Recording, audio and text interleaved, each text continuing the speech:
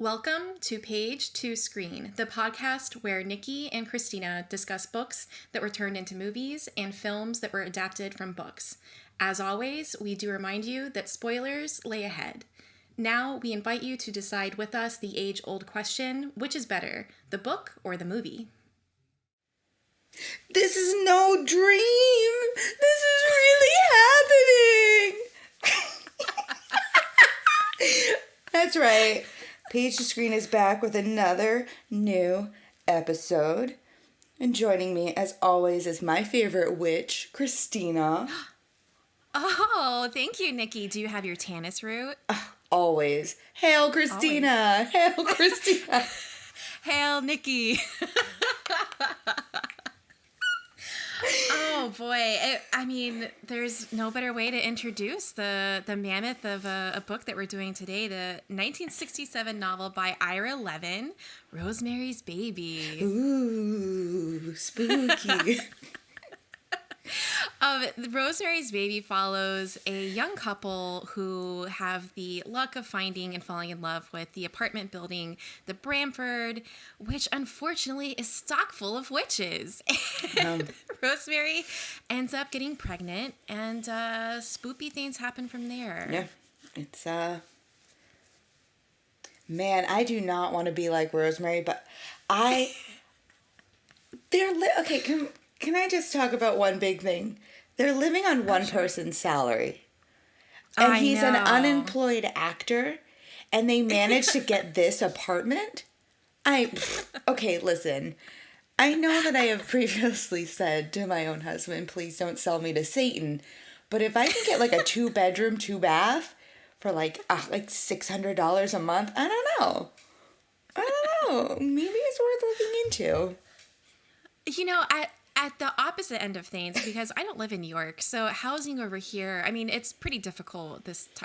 Apartments are going for crazy amounts of money. But the idea of they are spending that much money for an apartment that she's going to have to basically work on a bit, and then they don't even have a washer and dryer in the house. Yeah. And like AC isn't fully in the house either. I'm like, what is going on up in New York? That is so crazy to me. Listen, as long as there's a washer and dryer, 100%, you have to have it. But they do have it in the building. So it's not that bad. Like, my building only has a washing machine, no dryer. She has to, okay, wait, we'll get to that in a second. So she has to walk her ass all the way down to like the Home Alone basement in order to do the laundry. That's a plus in New York? That's where my washer is. Oh, no. Am I blowing your mind right now?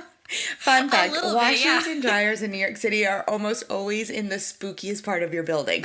You never want to go there.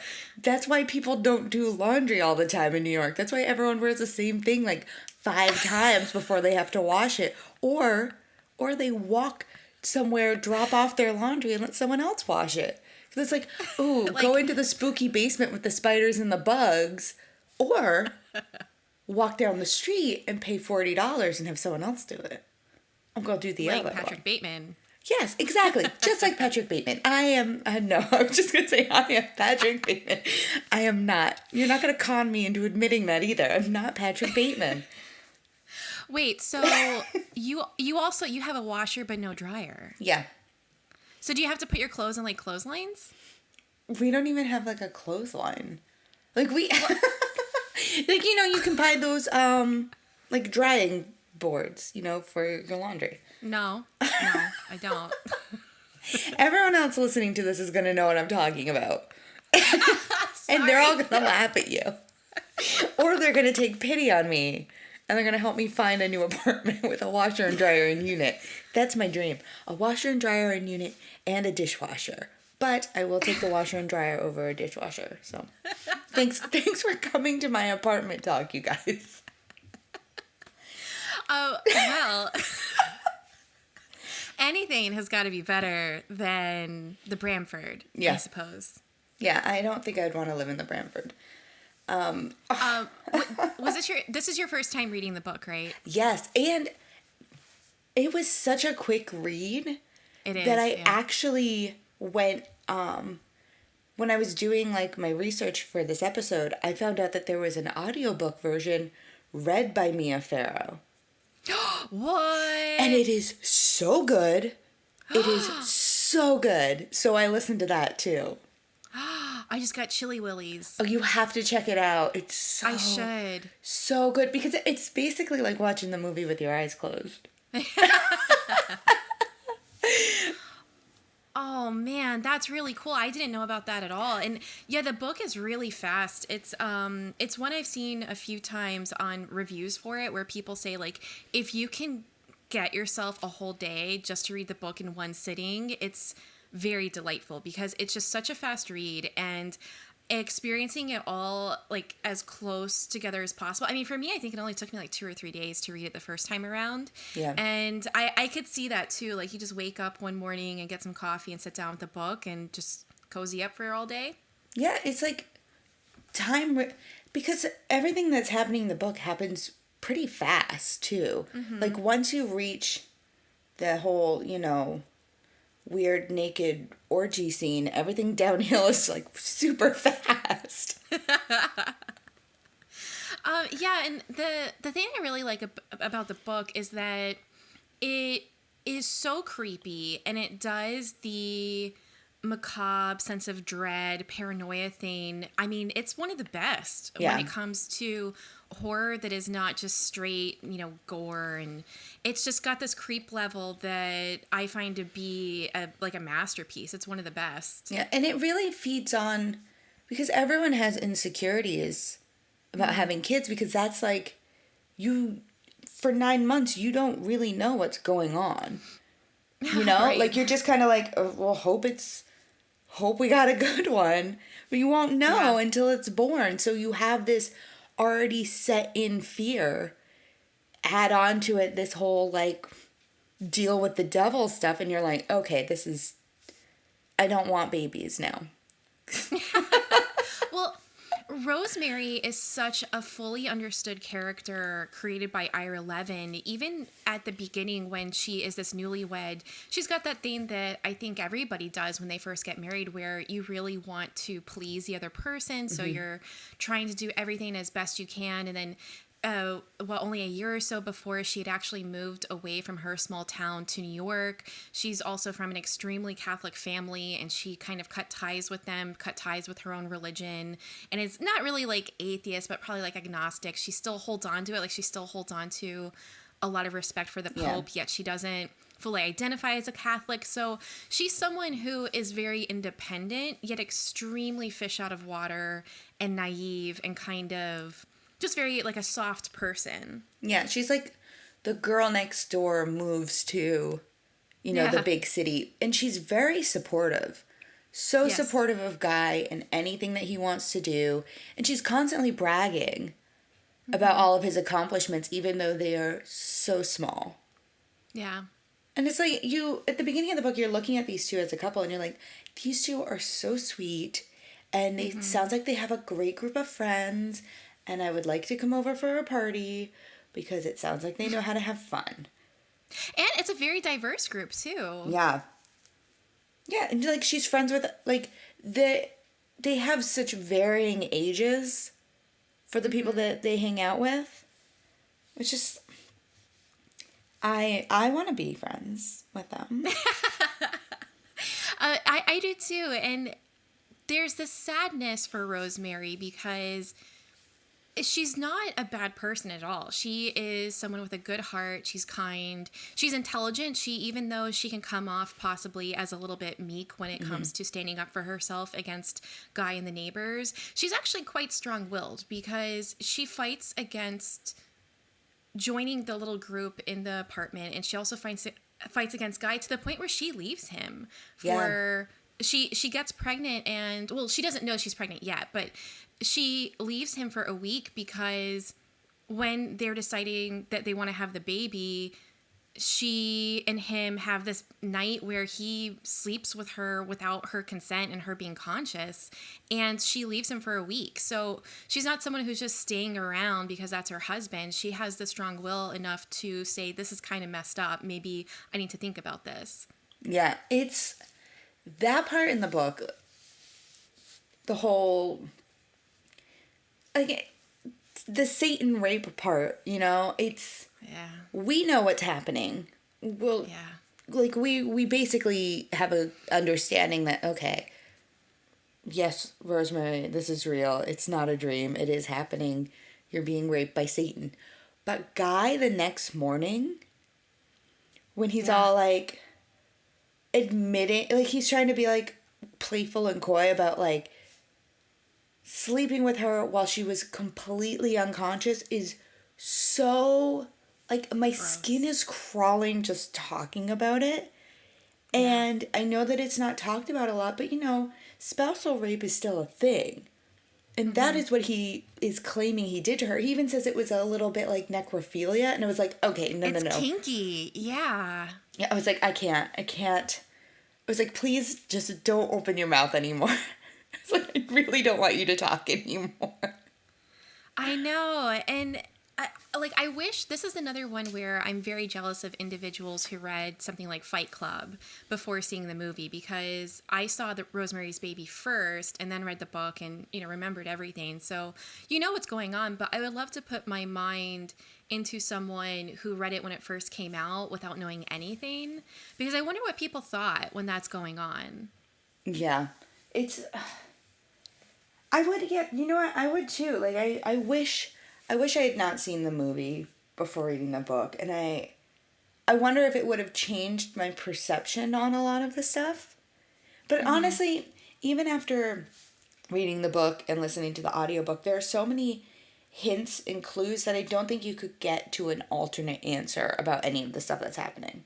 The disturbing part about it, when you think about being a reader not knowing about the book, is that she doesn't even consider the idea that she was raped by Satan or a demon. She thinks that they want her baby either as like a sacrificial thing or to eat the baby, not because it's Satan's baby. And that is kind of like a semi twist at the end, that she just thinks that they've taken the baby, they're going to eat it, and then no, the baby's alive. Yeah.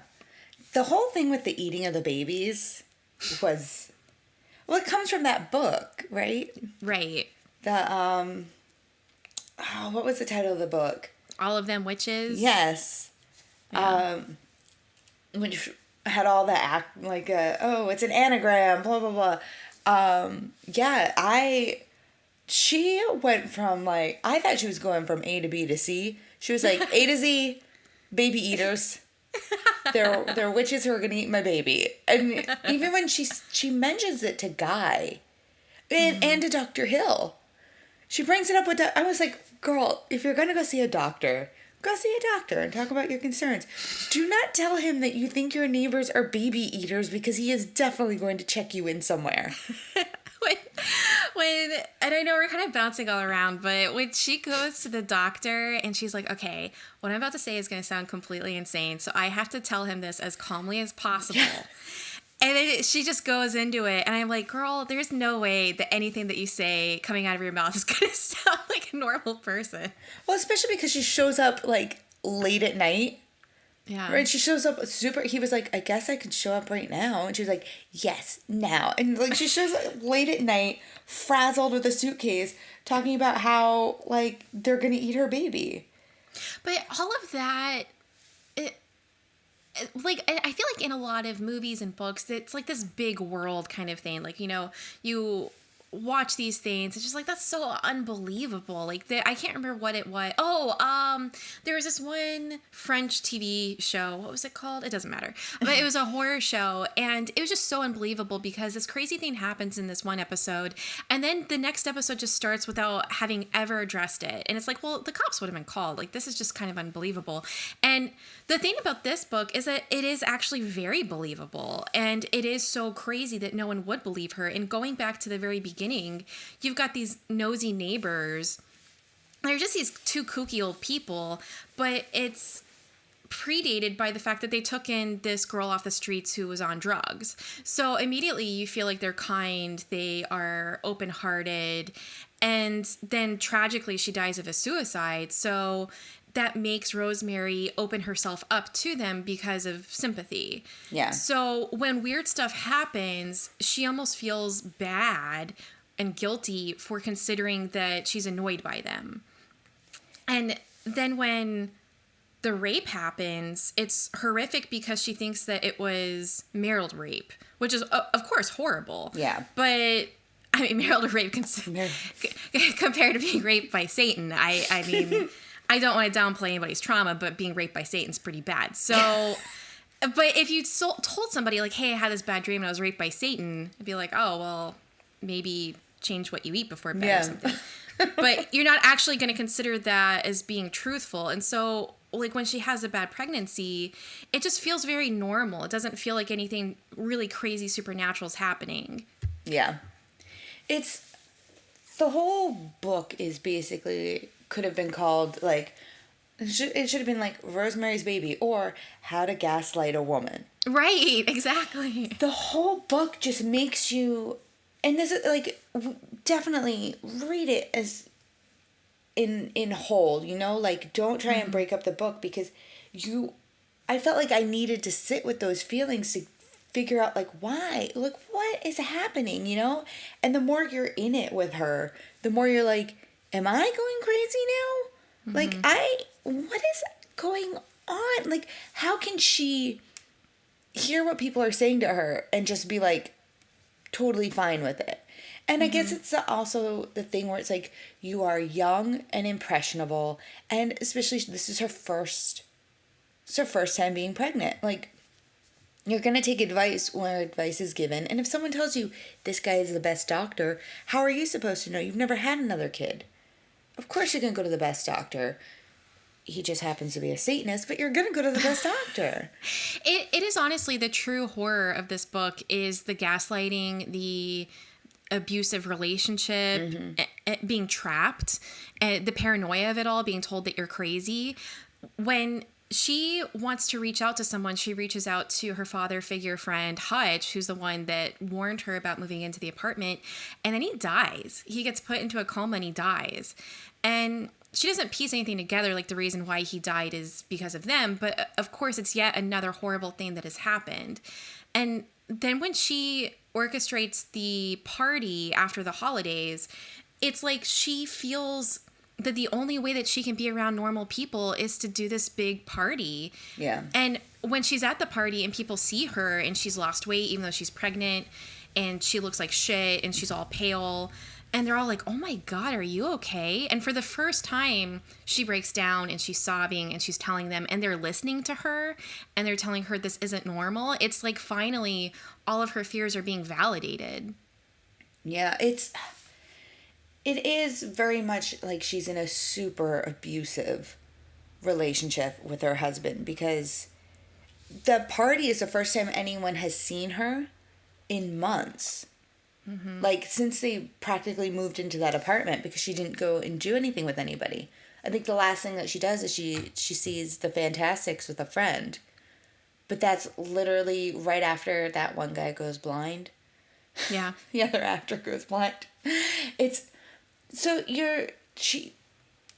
all of her friends, everyone that she's really cared about, she doesn't even talk to her family. She's being taken away from all of this stuff, and she has to depend on her husband and all the kooky neighbors. Like, it's so sad. Like, Rosemary, for being such an independent woman, to then suddenly having to rely on all of these other outside people who were never part of her life previous to moving into this building, it's just like, it's so heartbreaking. And she thinks she finds a friend in Terry. Yeah. And then not even 24 hours later, like, oh, bye, Terry. I have a question for you about the Terry stuff. So, Rosemary and Guy move into this building, and they have to go into the creepy Home Alone basement to do their laundry, although that is a very New York City thing. It's not creepy, it's just New York. Although this one's creepy because Hutch tells her that a baby was found down there. Yeah. There was a dead baby found down there. Apparently it wasn't Satan, so they didn't need him. But she runs into Terry, who the Cassavetes have, taken in, brought her in off the street, blah, blah, blah. Less than 24 hours later, she's found dead of an apparent suicide. Now, let me ask you this. Suicide or murder? I think it's murder. I think it's murder, too. I don't think it was suicide at all. No. I think that they knew that she wasn't going to go along with what they wanted.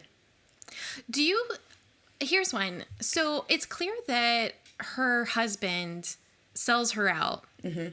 That he knows what they're going to do, what their plan is, and he sells her out so that she can be used to birth the, child of Satan in order for him to get an advance on his career as an actor. Yeah.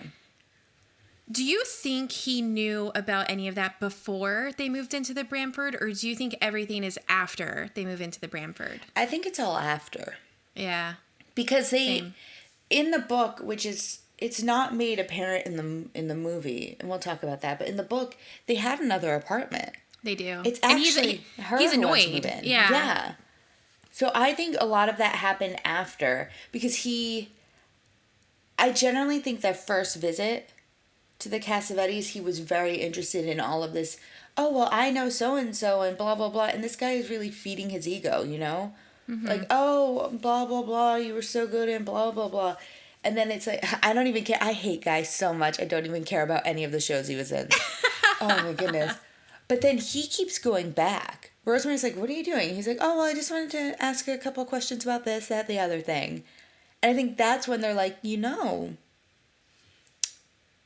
have a way you can become famous. And we can prove it to you. And I think that's when, they're like, oh, if you just bring us this thing, I bet we could do something for you. And then they blind the other actor. And then suddenly he's like, oh, okay, so this is like legit. Yes, I will sell my wife's vagina to Satan. Yeah. And that's just, it's so disturbing. Yeah. It's so disturbing that anyone could do that to anybody else, and then he's able to do it with such ease.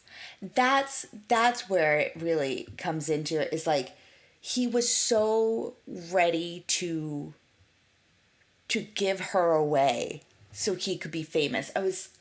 That is the most disgusting part about the whole thing. Mm-hmm. Like there's nothing you could offer me to give something like that. Like, I wouldn't sell Jesse. I'm not going to do that. I don't want something enough that I can't work to get it myself. I mean, yeah, I want $1 million, right. But in order to do that, I can go to a casino and I'll work at it.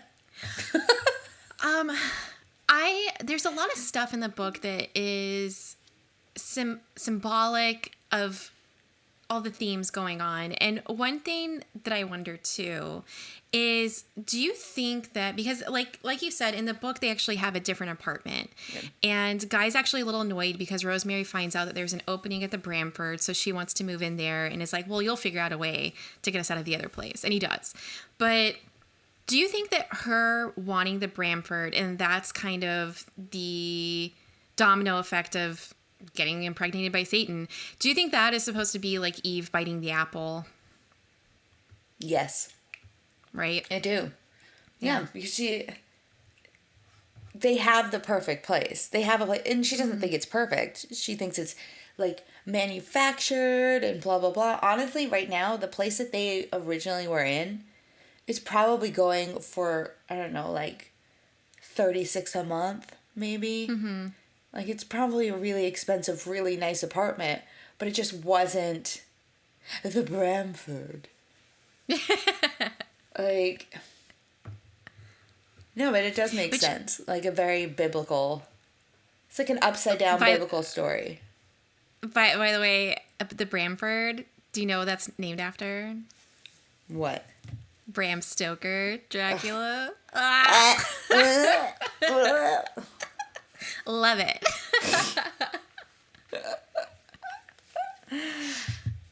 No, there's a lot of religious stuff with her. I mean, her fucking name is Rosemary. The fact that she is obsessed with like the Pope coming by, her whole like religious connections. And then like her letting go of her religion, and then she kind of finds it while she's in this panic mode of what's going on. yeah, I don't think that he knew about the Satan side of it. Even though Hutch tells them, basically, he's straight up like, this is all the weird stuff that's happened in your building. Maybe don't go there. Would you still move in? Wait, like, if I knew that there were Satanists in my building? Not that there were Satanists, but that a building had a lot of, history like that. This is the wrong question for me. Listen. One of my favorite pastimes is murder documentaries, so you know me. I would have moved in and been like, I'm going to Nancy Drew this place. Like, looking for clues. I would have been all too happy to be like, well, what's going on? But the other thing is, I don't think everyone in the building is a part of it. No, I don't either. So, knowing me, I feel like there could be a whole TV show that's just about the other people in movies. Like, I swear, there could be a whole, like, group of people who live, like, one floor below them. Who's like, oh my God, what's with all the screaming and the weird music? Are those hooves? Come on, you guys. I can't even have a dog and you have a pony? This isn't fair. See, that's where I would be. I'd be the floor below them. I'd be like, oh, come hooves? On. What is happening? Go up there and bang on the door and be like, it's midnight. Come on.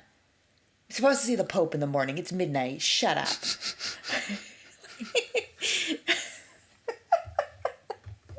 I'm never cool enough to be on the floor where all the action's happening. I feel like Aaron Burr. I want to be in the room where it happens, but also not. Not in this room. I'm good. It's so disturbing with this book and just the idea that a woman doesn't have control over her body. Yeah. I mean, repeatedly, she has zero control. She doesn't have control when she's taken advantage of, and she's raped by the devil. She doesn't have control with the food that they're making her eat, like all these weird shakes that they're making her for the baby. And then even like she gets these cravings, which, plays on the pregnancy thing that most women who are pregnant will have weird cravings, but she wants to eat like raw meat. Ugh. Ugh. Yeah. Sorry, I'm just vomiting over here. I'm down for some tartare or, some very rare steak, but I don't know about all that. Yeah, it does really stink when you think about it. Like, she has no free will when she becomes pregnant. No.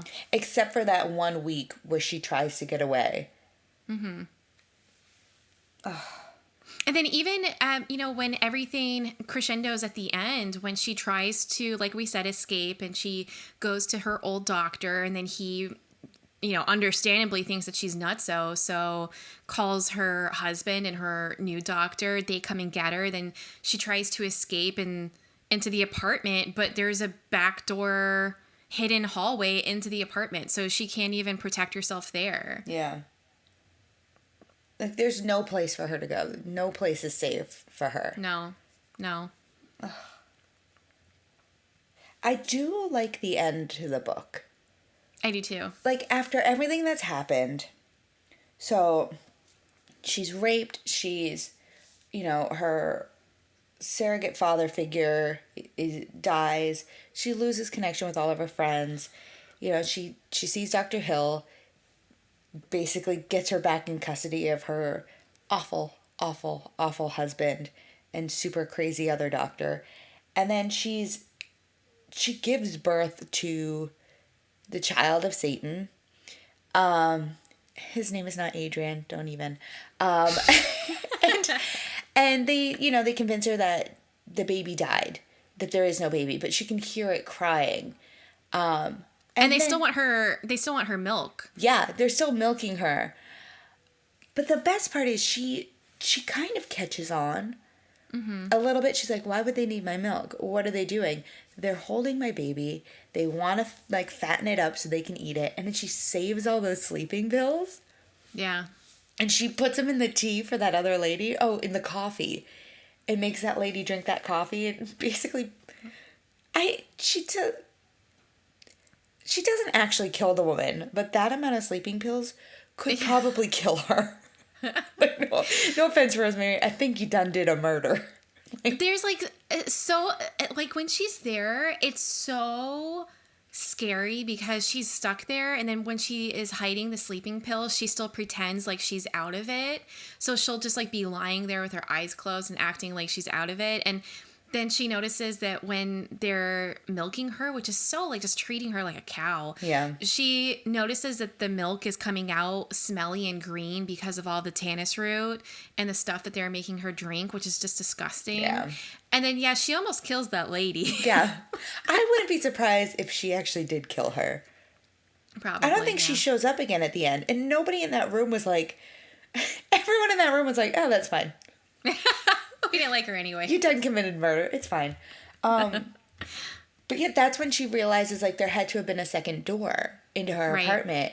And she figures out it's in the like in her kitchen cupboard, and goes through, and she's all set to murder everybody in that room. Yeah. She done already murdered that other lady. She was like, let's do this thing. Grabs a big knife, walks in there, and nobody bats an eye. She's got this big knife, walking through their living room, just like nobody's stopping her.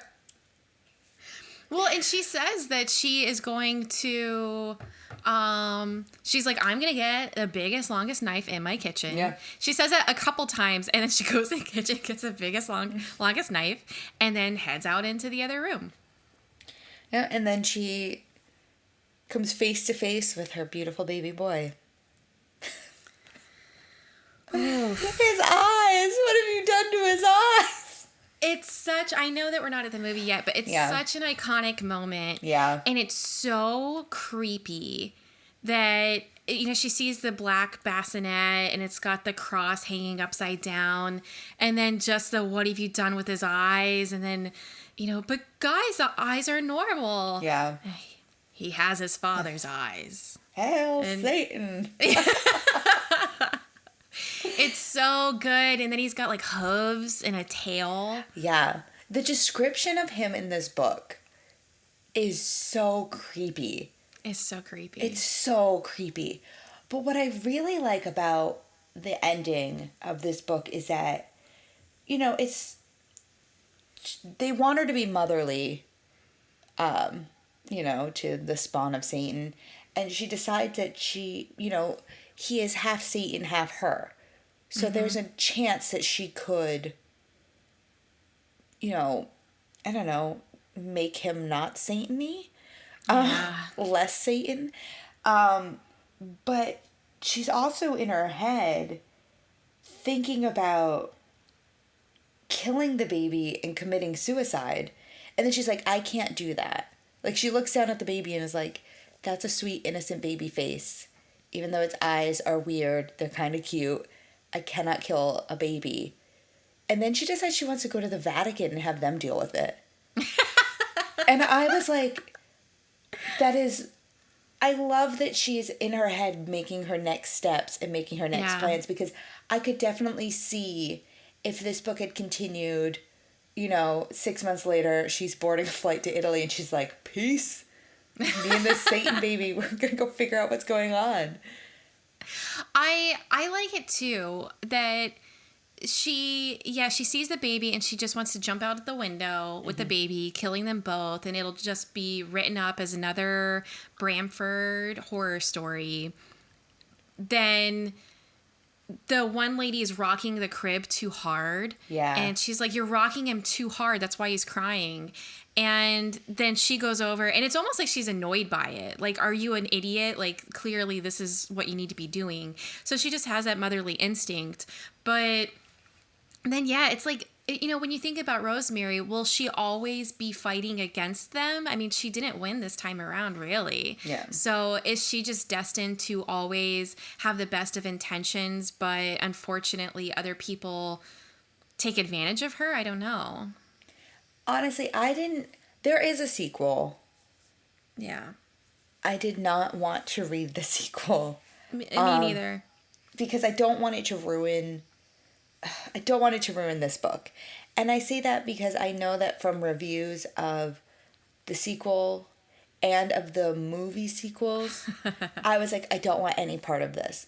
It's like The Godfather Part 3. It doesn't exist. I don't know what you're talking about. I don't know her. There are some things that are just so precious that they must be left alone. Both the book and the movie are precious. They should not be touched at all by anything else.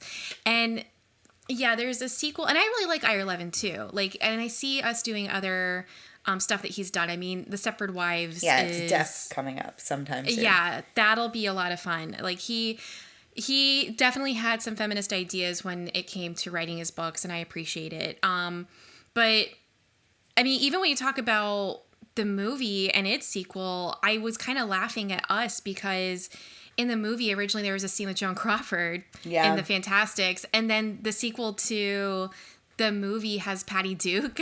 I know. I was gonna say, are we just continuing on with the last episode? I know, it's like a spider web of these interconnecting movies and books. Sharon Tate was almost Rosemary in the movie. Like, I know. Oh my goodness. But yeah,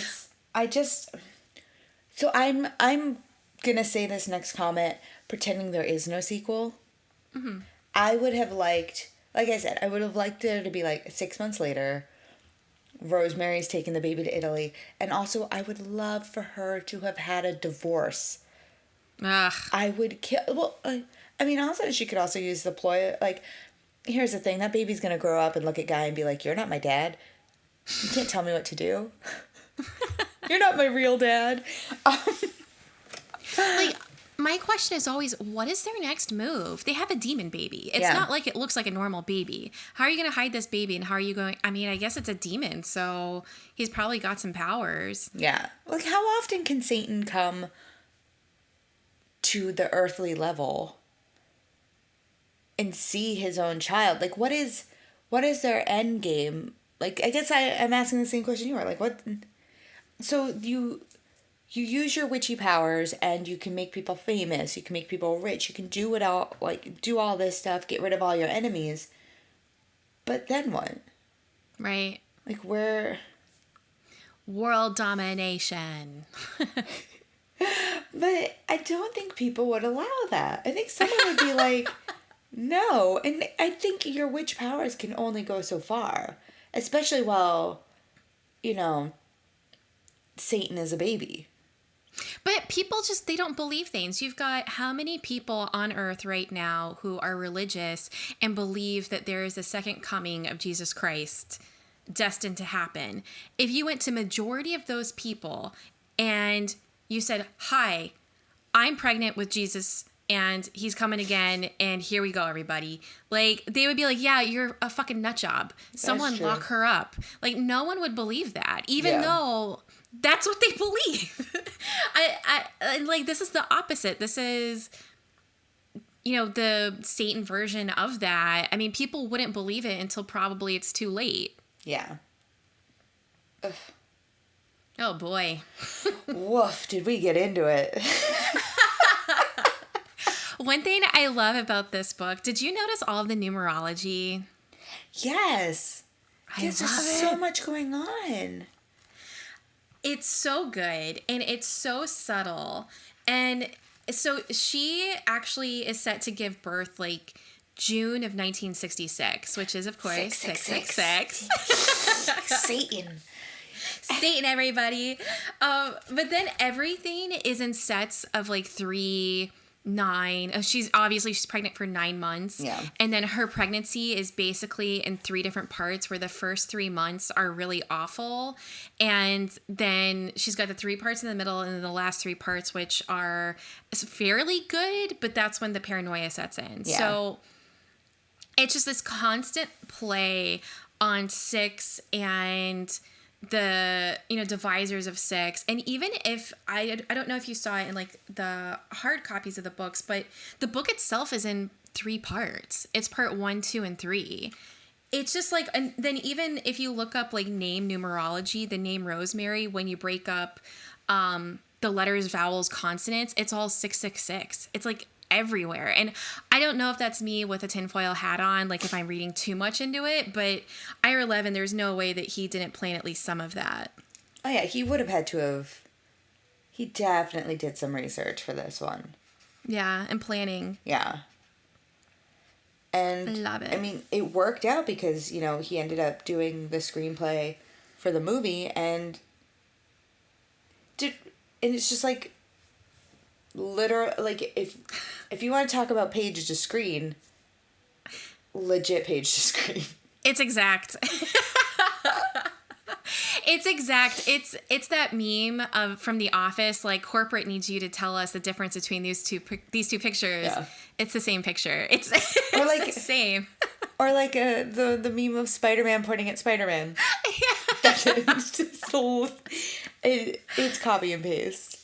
It's shocking to the point where at the end when she walks in on the baby, she's wearing the robe, the blue robe, exactly the way it's described in the book. The knife is the same. Even like there's little things like when she's reading the book, All of Them Witches from Hutch, and Guy goes to hide it in which was really shitty by the way too, yet again. Oh, all the way on the top of the shelf? Yeah, he puts it all the way on top of the shelf, and it's next to the Kinsey books. And it's not like the exact same scene, but there's a scene of her reading on the couch, and there you can see Kinsey books in the background. Yeah. It's exact. I guess this is now the segue to the movie, even though I feel like we just talked about the movie. It's hard. It's because they're so similar. It's hard not to have that overlap. Yeah. But yeah, so Rosemary's Baby, the movie, is a 1968 film directed by Roman Polanski, starring a whole bunch of people. So you've got Mia Farrow and Ruth Gordon, who I think like shine big time, and then also John Cassavetes. So, which I always thought was so funny. I know because it confused me when you'd see the credits and you'd see John Cassavetes as Guy Woodhouse, but then Ruth Gordon as Minnie Cassavetes, and I was like, wait, what? Are they related? Are you Satan? There's a lot of weird coincidences here. Well, and it also has Charles Grodin, who just passed away, and it's like his first film. Yeah, and I think he's actually really good casting too. I think it's good casting all around, but he's just like such a likable guy that you trust him as the quote unquote good doctor. Yeah. Oh yeah, you really wanted him. You really wanted him to help her. Yeah. When was the first time that you watched Rosemary's Baby? That's a really good question. Honestly, I don't know if I remember the first time I watched it. Ooh. It's kind of like that Frankenstein thing, because it's just so much in the zeitgeist that it's just like a thing. Like, especially because you know a lot about, like, if you know about Frank Sinatra, you know about Rosemary's Baby, you know what I mean? Yeah. Which is a weird way to say that, but... Well, and again, like the page to screen overlapping stuff, Frank Sinatra, one of the reasons why they divorced was because Mia Farrow refused to do the detective movie with him, and then she cut off all of her hair and did Rosemary's Baby. So he served her divorce papers on set. Yeah. And the fucked up part is that she thought that she was going to win an Oscar for this movie, which she should have, but she wasn't even nominated. Oh, we're getting static again. But the Oscars do not appreciate horror films or thrillers. Yeah. So we're getting static again, but we're just going to keep going. Can you hear me? Yeah, I can hear you. Can you hear me? I can hear you. Okay. So we're just going to keep going because your mic should be picking up audio fine and mine should be picking up audio fine, and we'll see what happens. Okay. I can try to talk slower. But I agree. Like, we have this discussion all the time. Hollywood hates horror. I'm sorry. Silence of the Lambs does not make up for years and years of missing out on great actor performances. Nope. And this, I mean, she won every other award that year. You know, she won a Golden Globe, she won a BAFTA. Like, the only thing she was not nominated for was an Oscar. Which, there's so much of her in this performance. yeah. I mean, this was like one of her first really big films too at the time, because she was really just doing television and theater before this. I would say that this has got to be the one that most people know her for. Yeah. This and Bonnie and Clyde, I think, are the two. And I don't know about you, but for me watching this, it's so weird when the nudity happens in the rape scene. It's just like kind of shocking. You're not expecting it, because there's part of this movie that has that 60s vibe where it's that bridge between the old Hollywood and new Hollywood. And when you see the nudity of her, she's so kind of girlish. Yeah. So that's like kind of shocking. And then what's actually happening to her is shocking. And then just it showing up like that is so weird. Oh, yeah. And uncomfortable. It's like, even after having read the book and listened to the audiobook and, you know, seeing the movie before and knowing it's coming, it's still something that every time I watch it, I'm always like, oh, my eyes. Like, it's not something that I don't think you'll ever get used to. Unless, I guess, if you watch it every day for the rest of your life. But I don't think anyone should do that. I don't think that's good. No. Do you think this is cursed? Do you think this movie's cursed? No, I don't think it's cursed. I know that there's a lot of that. Like, I feel that with stuff like Poltergeist, that one's a little hard. I mean, if you want to talk about a cursed movie, that just has so many coincidences. But other ones like this, I don't know. I don't think so. Well, this one has a lot of, like, really interesting stuff that's happened to people who were connected to the film. Not so much like Poltergeist and not like The Exorcist, but I mean, every kind of movie that has come out that has dealt with some sort of Satan-y aspect to it, everyone says it's cursed. But this one, like, the composer of Rosemary's Baby fell off of like a balcony sort of situation. It was in a 4-month coma, just like Hutch, and passed away. And then William Castle had severe kidney stones, and while delirious in the hospital, he hallucinated scenes from the movie and was said to have yelled, "Rosemary, for God's sakes, drop the knife." Oh my God. He recovered, and he never made a Hollywood hit again. Well, I mean, William Castle and hits those are two words that are a little, you know. Well, and then, little joke at Castle's expense. Yeah. I mean, we don't have to go into this. We also have the whole Roman Polanski, Sharon Tate situation.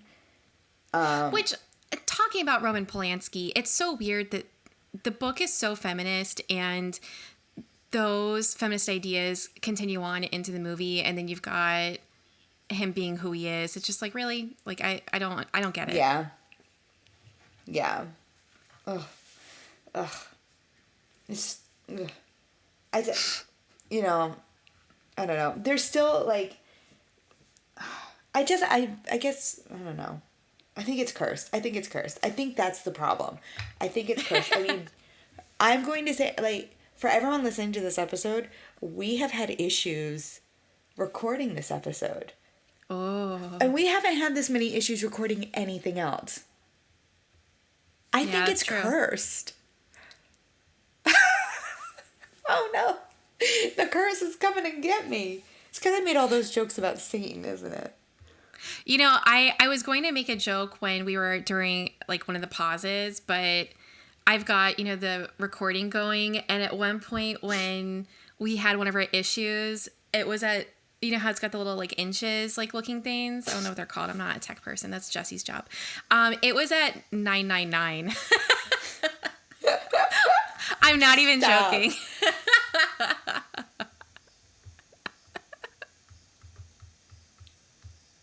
we're cursed. It's cursed. Satan is here with us this evening. Hello, Satan. Please leave us alone. Hi, Adrian.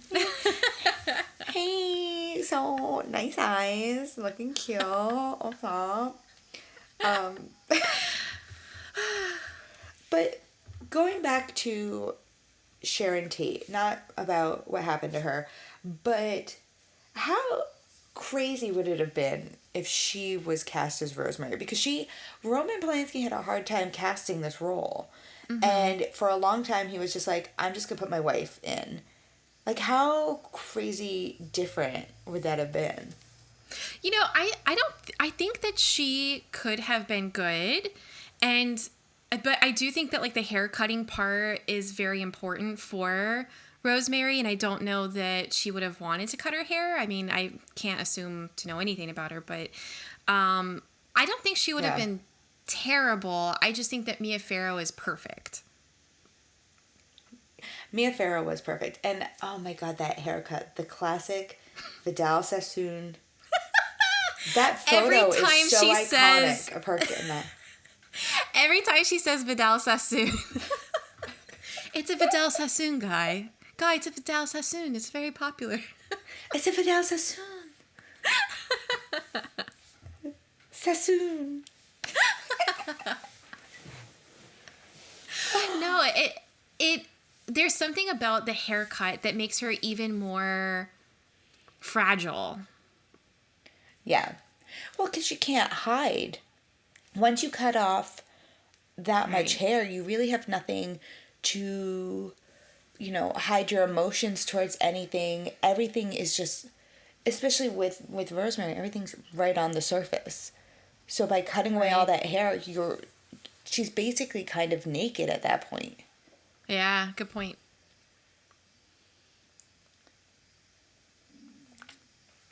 But I don't know. I wonder, even if Sharon Tate hadn't been cast as Rosemary, if Sharon Tate had been in the movie in a larger capacity, I guess I just want to see Sharon Tate do more. I know. I think I'm still reeling from last episode when we realized, like, we really didn't have enough time to appreciate Sharon Tate. I'm like, just give her one more part. She could have been Terry. Yeah. Oh, yeah. Yeah, she definitely could have been Terry. She would have been great as Terry. Ugh. Well, Terry, I think, needs to be more kind of New York and a little bit harder around the edges. Yeah. Oh, but speaking of Terry and how cursed this whole movie is, apparently the exterior shots that they did outside of the Dakota, which I bet actually has, honestly, the Dakota's probably so expensive, everyone has a washer and dryer and unit, but if they didn't, I'm sure they'd have it in the basement. The part where she's like outside dead is actually is the same exact location where John Lennon was shot. And John Lennon was obsessed with Rosemary's Baby. Yeah. And John Lennon also, if you compare the cover for Rosemary's Baby, the theatrical poster, which is super well known, it's like really good. But you compare that to one of the album covers for Imagine, with it's him and it's the same thing. Yeah, it's like their faces at a horizontal angle at the bottom. It was inspired by the Rosemary's Baby poster. And then he was also obsessed with the number 9. And he even has a song called 9. And it's just him, like, repeating the number 9 over and over and over again. And like I said, Rosemary's Baby is just, because of 666 and 333, it's just surrounded by 6, 9, 3, 12, all of that. Yeah. So once again, cursed. Super cursed. Now we have the curse. Is that your goal? And because that's you're your listening goal to this, for today. you have a curse. I'm spreading the curse.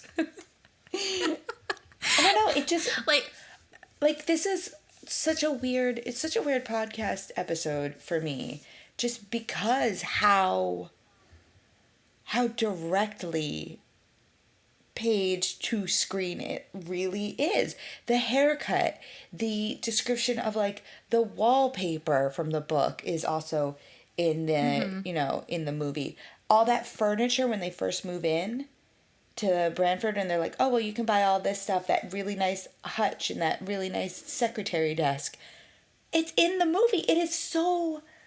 Part of me is like, I know that this is Roman Polanski's first adaptation, and part of me was like, did he not know that he could, like, change some things if he needed to? Like, did he really try so hard that, like, he just didn't realize that you could make changes? Right. No. I don't know. But if that's the case, Roman Polanski should have done Valley of the Dolls. It is such a good and faithful adaptation that I wish more people who are going to adapt a book look at this one, because there are a few cuts. Like, one of the ones that I find to be a little sad is when she leaves him for that week to the cabin. That's probably the biggest cut. But I'm kind of okay when movies make cuts without making additions, because there's only so much time. You can't fit everything in at the same time. And then the bits that you get from the movie that you don't get from the book are all, they make it better. Like, I don't think that she says that Guy isn't interested in the baby, that he's kind of cold to her during her pregnancy, but you don't understand exactly how Guy is until the movie, when she takes his hand and she goes, he's kicking, and then he completely recoils. He recoils. He doesn't want to touch it because he knows what it is. And that is just so, it irks me. I've got goosebumps thinking about it. Yeah. Because he knows. He's such a monster. That's the one beautiful thing, is that they didn't try and give Guy any sort of redemption at all. Not like, when we did Waiting to Exhale, and we really didn't get, the bad side to these guys. Like, Guy is bad in both book and film form. He's not somebody I want to be around ever, period. No, and again, at the end, when it's the...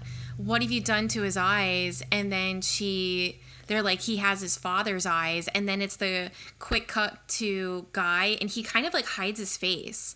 It's almost like it's the one time that he's a little ashamed of what he's done, but he's still there, which means he was still celebrating with all of them before she stormed in. Yeah, he was just ashamed because he got caught. Exactly. It's like if he was cheating on her, Mm-hmm. Mm-hmm. Cheating with Satan. It's just talking about him makes me so mad. I know. He is definitely the Neely of this book. I hate him.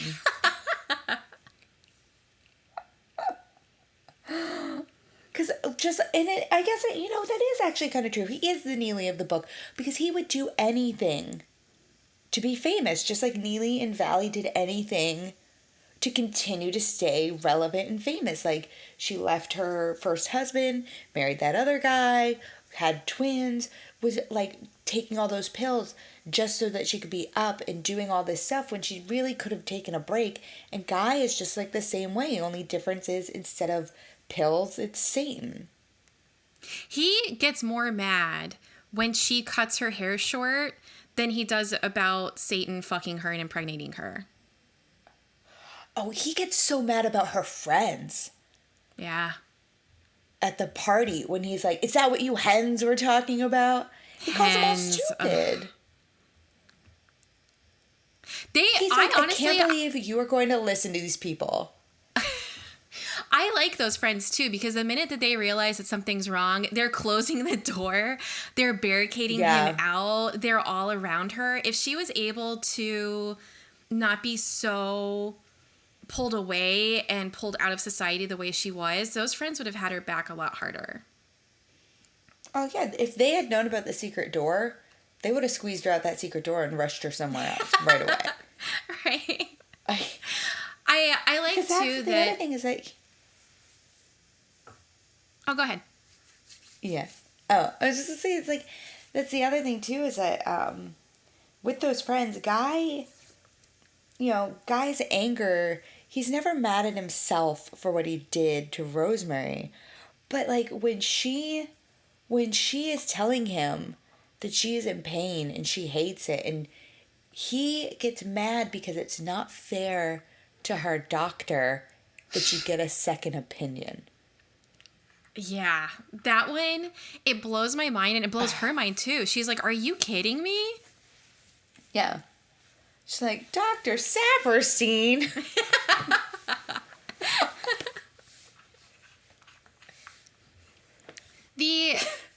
This movie is so good for a few reasons. One of them is just that it stuck so close to the book without completely ruining it, but also obviously the Mia Farrow performance. And even though I've got my feelings about Polanski, his directing is so good too. Like the way that he makes her feel lost during all the dream sequences and the rape scene, and then he does something that they're doing left and right nowadays, which is just the long shot. There's a lot of shots that are very long in length and makes you feel like you are part of it. And then it also makes you feel like the audience too is helpless because you can't help Rosemary. Yeah, and he did a lot of like just like on the street stuff. Like the scene where she walks into traffic. Mm-hmm. Yeah. And those are all things that people are trying to do now, where it's like, oh, we're just like, this is so stupid. It reminds me of Elf. You know when Buddy the Elf first comes to New York and he's just doing random stuff? None of that was planned. That was just, let's put Will Ferrell in a costume and let him walk around. Mia Farrow walking into traffic, Roman Polanski was like, no one's going to hit a pregnant woman. Let's go. I was like, what are you doing? That's quite a gamble, Polanski. And it worked. Right. Yeah.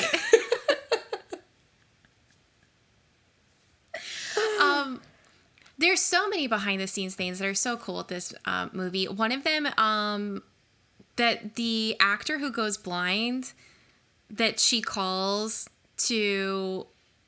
it's under the guise that she feels bad for him, which she does, but it's when she's trying to put all the pieces together of what has happened to her and Guy's involvement, and she calls the actor, and it's an uncredited role, which is Tony Curtis on the other line as the blind actor. I loved that. I love that that's Me too. who was calling her. And you can see how like she's trying to place the voice in that scene too. She's just like, wait a minute, I know this voice.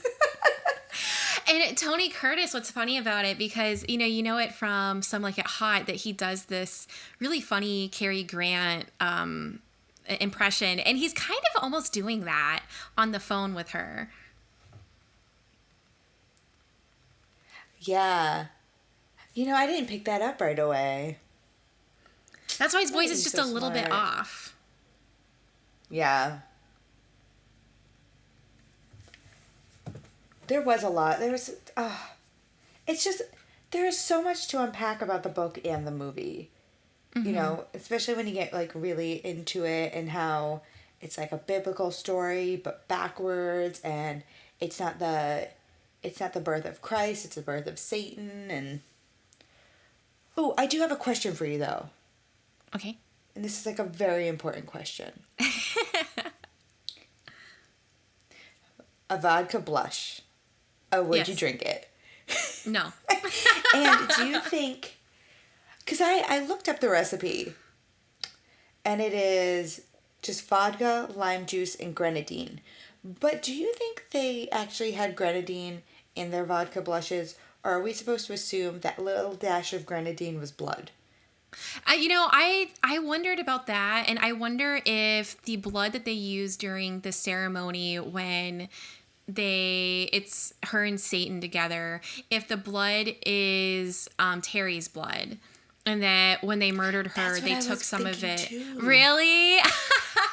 Yeah.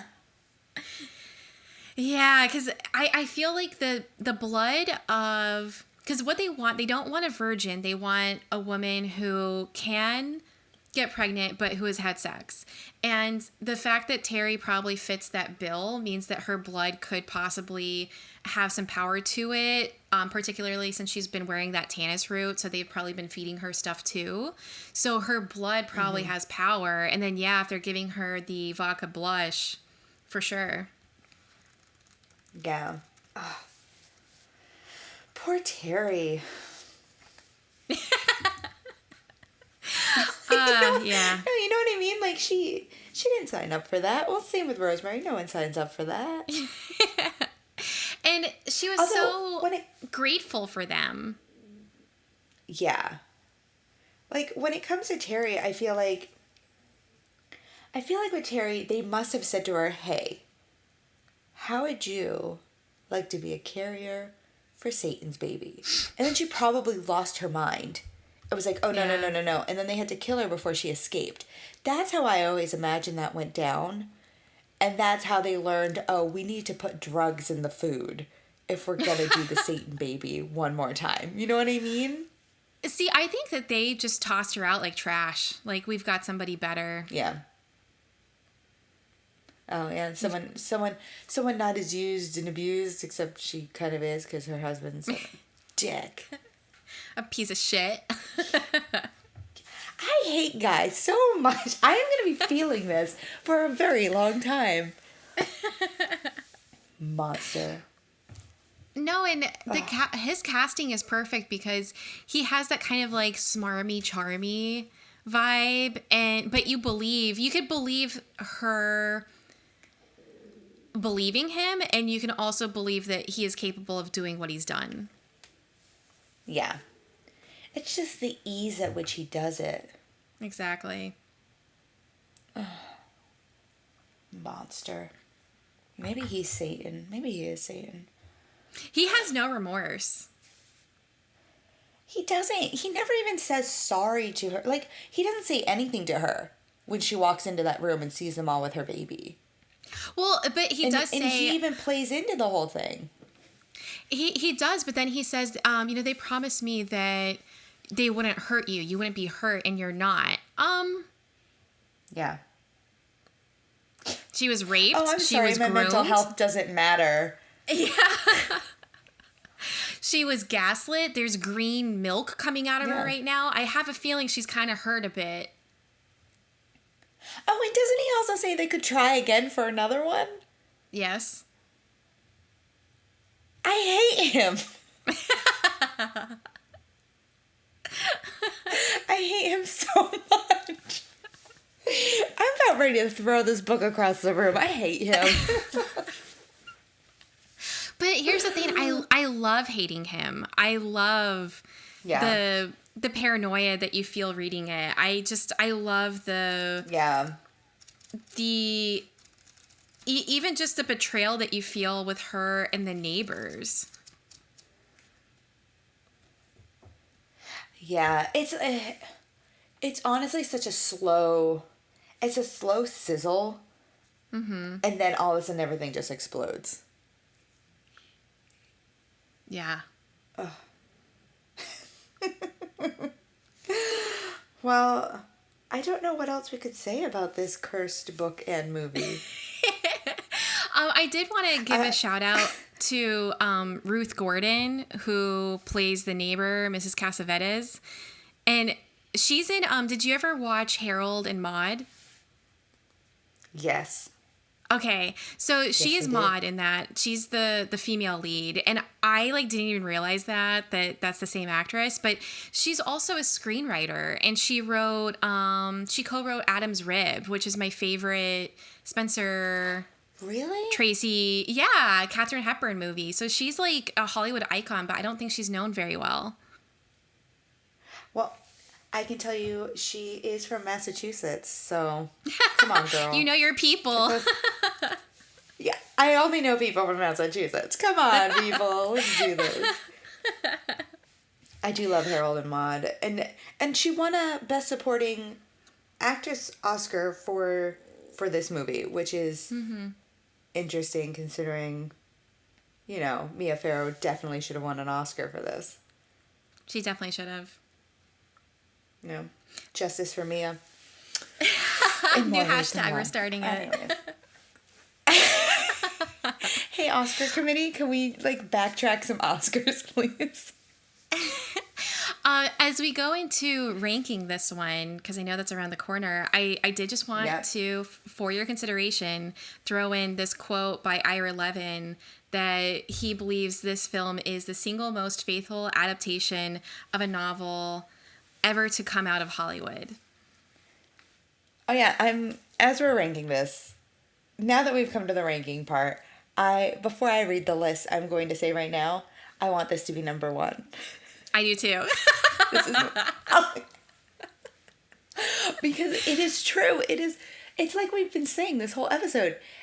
You watching the movie is like reading the book. Reading the book is like watching the movie. And then listening to the audiobook is just watching the movie with your eyes closed, you know? Yeah. It's everything, every little detail is there. Even right down to the desserts. Yes. Those weird, like, desserts topped with hazel. I'm like, how? Oh my God, it's perfect. It is the perfect page to screen. I don't think we will ever find anything else to top this. I think it's going to be the number 1 for the rest of the year. Yeah, I will fight any other book that comes this way. This is one of the greatest adaptations of all time. I cannot, as I sit here right now, think of anything that's better. And what's more is that I love the book. This was a reread for me, and I see myself rereading again. I love the movie. It was a rewatch for me. I will watch it again, and I love it. I think it's perfect all around. Yeah. Yeah. There's nothing should change. It's perfect. Every part of it is absolutely perfect, and I'm glad we are in agreement that this is our new number 1. It's going to be. So, without further ado, the book ranking for the year is dun dun dun dun, Rosemary's Baby, Wizard of Oz, High Fidelity, Waiting to Exhale, A Night to Remember, Roger Rabbit, The Birds, Valley of the Dolls, Mommy Dearest, Ready Player One, and Eat, Pray, Love. And it is... I wouldn't change a single thing about this list either. No. Damn, we did it. We did it. We are doing it. We're figuring it out for everybody else. Hail Rosemary. Hail Rosemary. Hail Satan. Hail Adrian. It's not his name.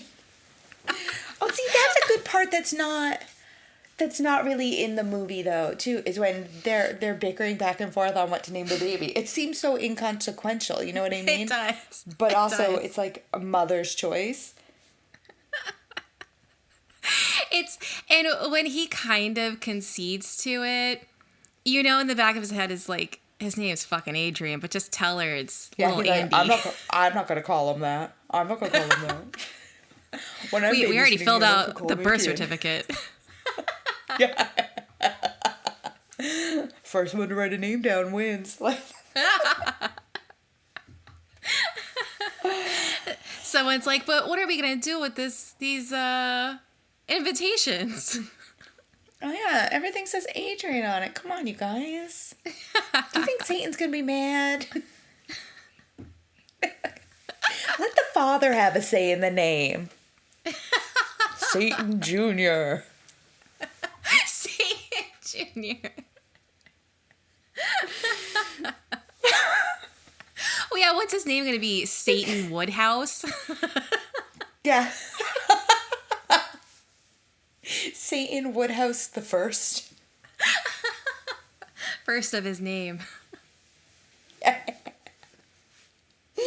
Oh, he's not Daenerys Targaryen.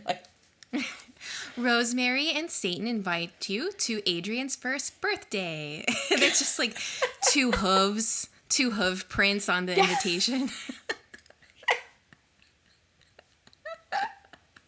We weren't sure what to get him, so we just got him this golden rattle and this pack of cow's livers.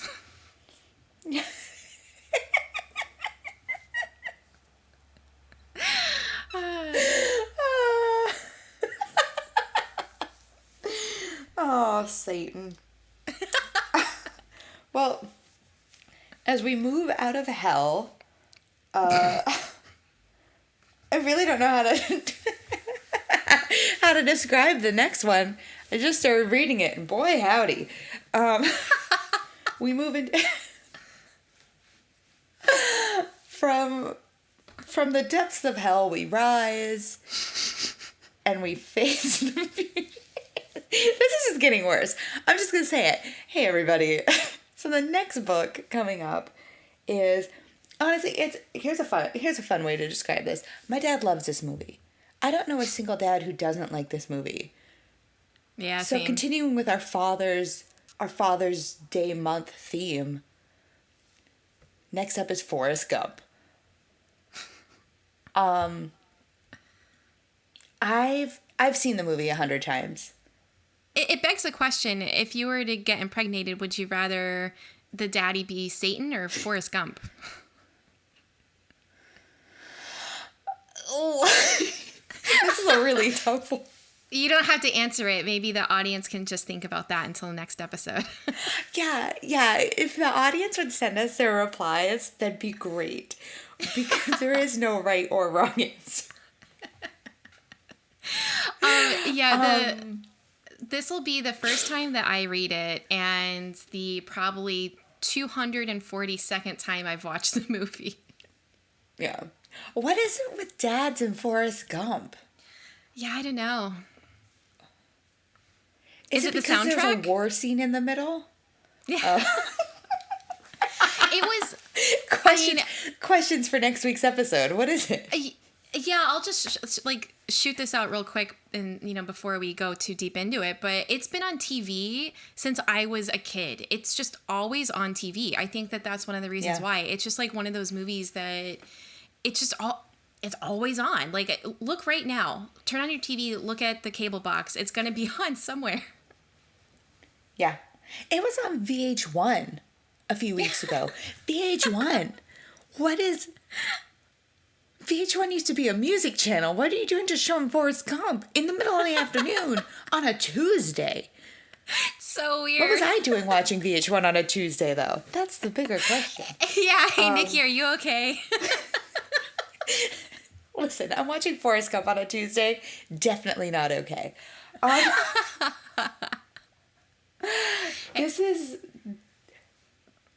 I just started reading this, and y'all are in for a roller coaster ride of an episode.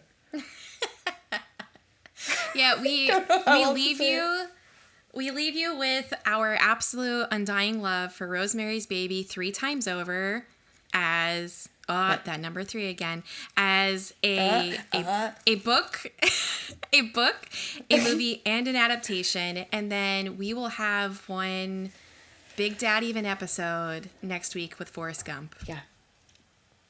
Yeah. So, stick to Rosemary's Baby this week, you guys. Just ride that wave just a little bit longer. But in the meantime, thank you all for listening. Thanks, Jessie, for all of his help on this very extremely cursed episode.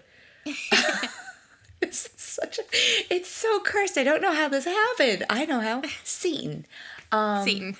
And as always, hail Christina. Thank you so much for joining me. Thank you. Of course. Hail Christina. Hail the podcast.